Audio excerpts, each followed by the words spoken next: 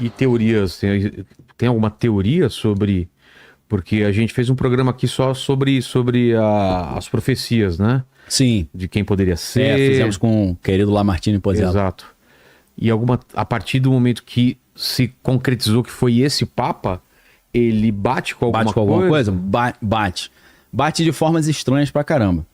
Quando a gente fala das profecias de São Malaquias, e a gente tá falando de um santo da igreja, não estamos falando de qualquer um, o São Malaquias é uma figura muito respeitada, e a gente não pode esquecer, ele é da linhagem da mística católica.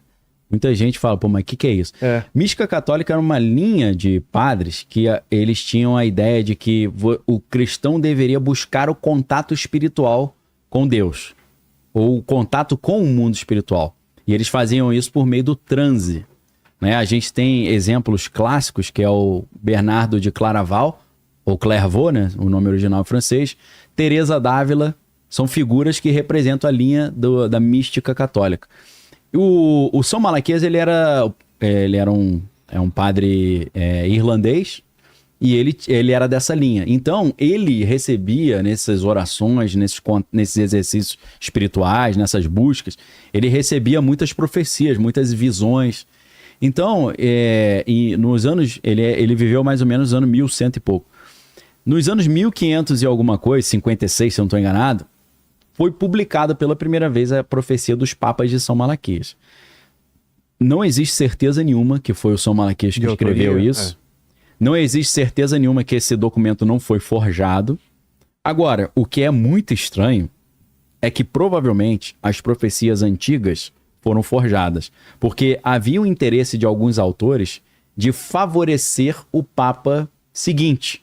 Porque se você pega as profecias são um título e uma frase sobre o Papa. Tipo assim, é o que é o último, o 112, o 111. Petrus Romanus. É um título. E aí, qual é a frase? Traduzido do latim para português ele vai conduzir a igreja numa época de muitas tribulações, então será o fim. É tipo isso. Sim. Então era só uma frase e um título e uma frase.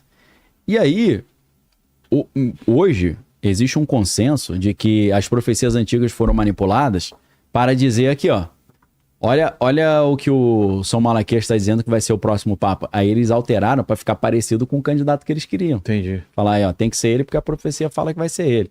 Então, isso é interessante. As profecias antigas têm sinais contundentes de fraude. Porém, imagina só, aparece uma lista de 112 papas em 1500 e tal, que pode ter forjado os papas da época, mas e as coisas que falaram para frente? E aí, mesmo sem querer fazer uma profecia, fizeram, porque muitas das coisas batem.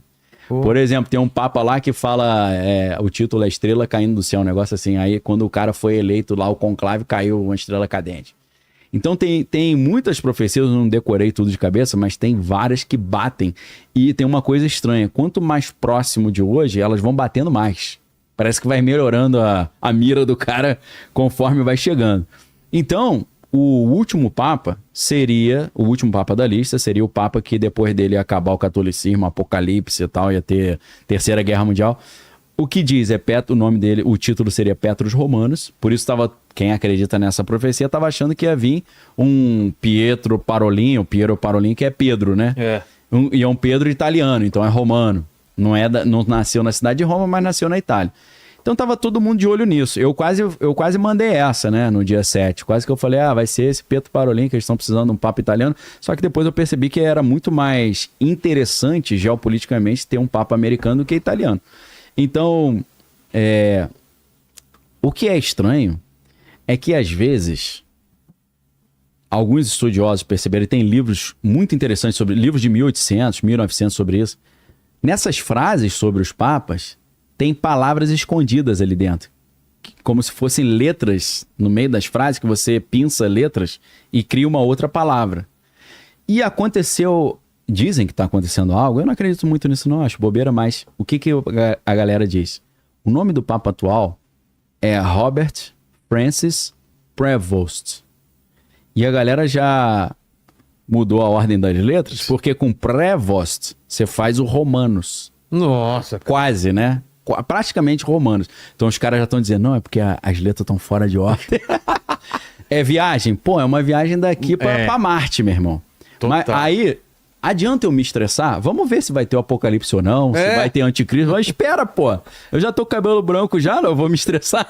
Eu vou ficar, São Malaquia, acertou ou não acertou? O tempo vai dizer, pô. Ô, Lene, bloqueia quem tá zoando meu cabelo aí, por favor. Já bloqueei alguns aqui já. O que foi? Já bloqueei alguns aqui já. Tá. O pessoal tá zoando meu cabelo aqui. Pô, tá de brincadeira, né? Pô, em vez de dar uma força, né? Pô. Eu sei como é que é, já fiz também o famoso Então, transplante capilar. Aqui, ó. Pô, brincadeira, né? Ô, Lene, tem alguma dúvida? Porque eu preciso fazer aquilo que eu preciso fazer sempre, entendeu? Olha só, tem umas, Regar de plantinha? tem umas perguntinhas aqui sobre essa história do Papa. Não é sobre o cabelo do Vilela, não, né? Não. Ah, tá bom. Ó, o J.R. Gabler, ele perguntou se a escolha do nome Leão pode ser considerada uma sinalização anticristã ao leão da tribo de Judá falso que virá. Então, eu acho que não, sabe por quê?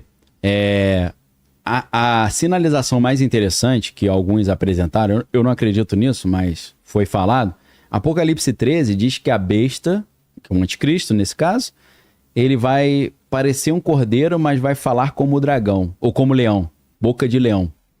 Então, na verdade fala, ele será um leão que fala como o dragão. Então, será que esse negócio de é um leão, é Léo? Porque Léo em latim não é leão, é Léo. Léo significa leão, né?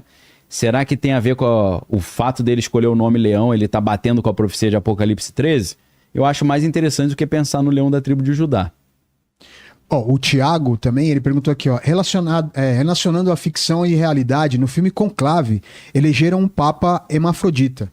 Na vida intersexo.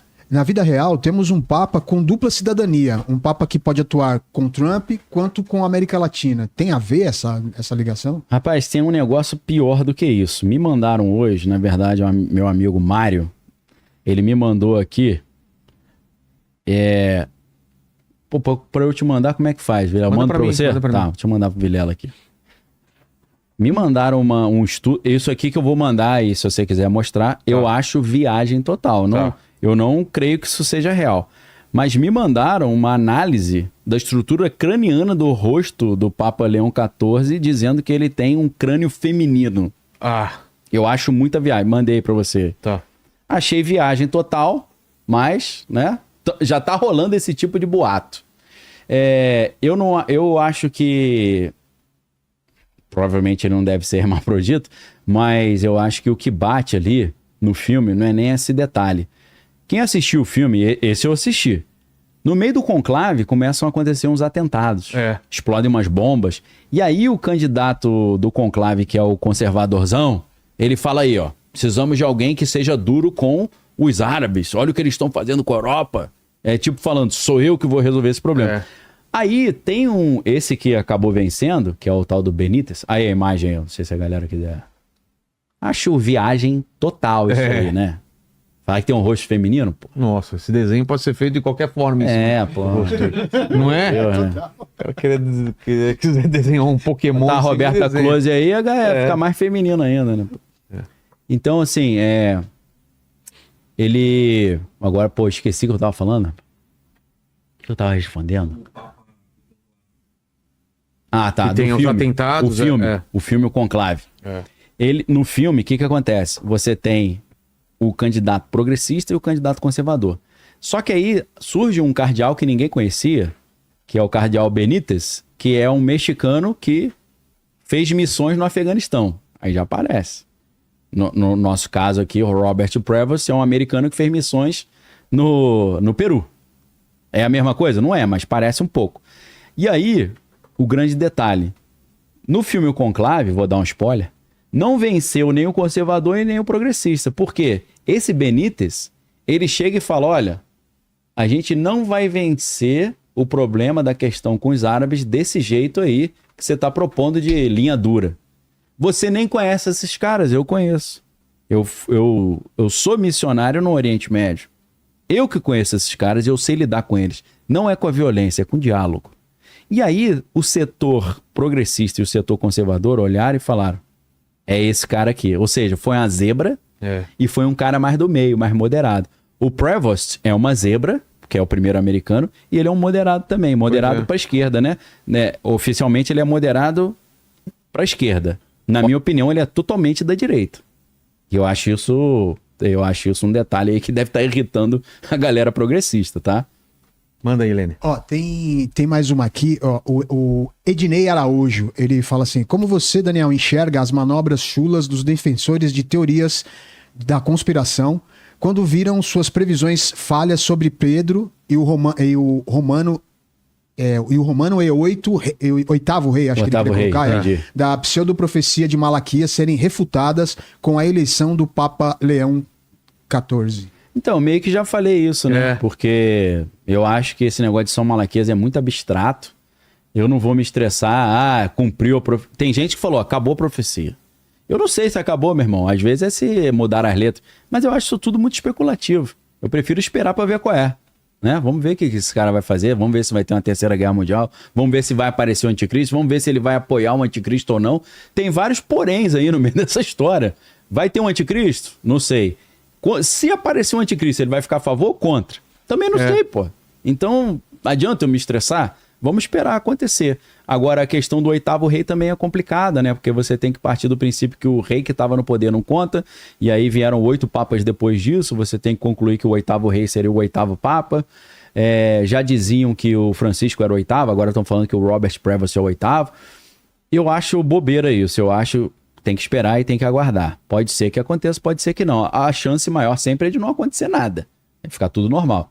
Mas eu não sei, o mundo tá estranho pra caramba. O Trump tá falando que ele governa o planeta Terra, tá estabelecendo acordo de paz com o Oriente Médio, aí já fica um negócio meio estranho. Diz que quer estabelecer paz entre Israel e Palestina, falou que quer ajudar Israel a reconstruir o terceiro templo, aí fica um negócio meio bíblico, né? Mas vamos aguardar, vamos ver se é só gogó, se vai rolar mesmo.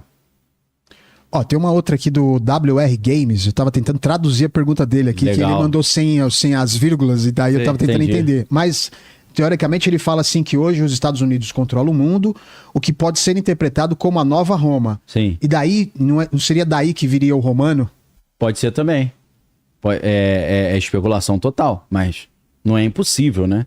Pode ser. A gente estava conversando aqui, né, numa conversa antes dessa live, e eu estava explicando que Washington chegou a ser proposto, em vez de Washington em homenagem a George Washington, o nome da capital americana ia se chamar Roma. Ah, é? Então, aí faz mais... E Washington, a estrutura arquitetônica parece muito com Roma, né? Total. Né? Principalmente o Capitólio e tal, né? Aquelas colunas romanas. Então, pode ser que Estados Unidos seja uma nova Roma? Pode ser também. E pode ser que o Petrus Romanos, na verdade, é um Prevost americano? Pode ser também. Mas eu acho, como eu sempre falo, né? Alerta de conteúdo altamente especulativo. Nostradamus tem alguma profecia em relação a Então, Papa? Nostradamus falava sobre o Papa Negro. Ah, é? Aí a galera, será que vai ser um Papa africano ou é um jesuíta? Aí quando chegou... E tinha um africano, né? Tinha vários e os africanos estavam na cota aí. Além disso... Tinha um outro cara que eu também estava achando que podia ser ele, que era o Luiz Tagle. Porque o Tagle, ele é um filipino e ele é descendente de chineses. Eu falei, pô, a China vai emplacar esse cara, quer ver? Ele é um filipino, ele é um cara, ele é bem mais jovem.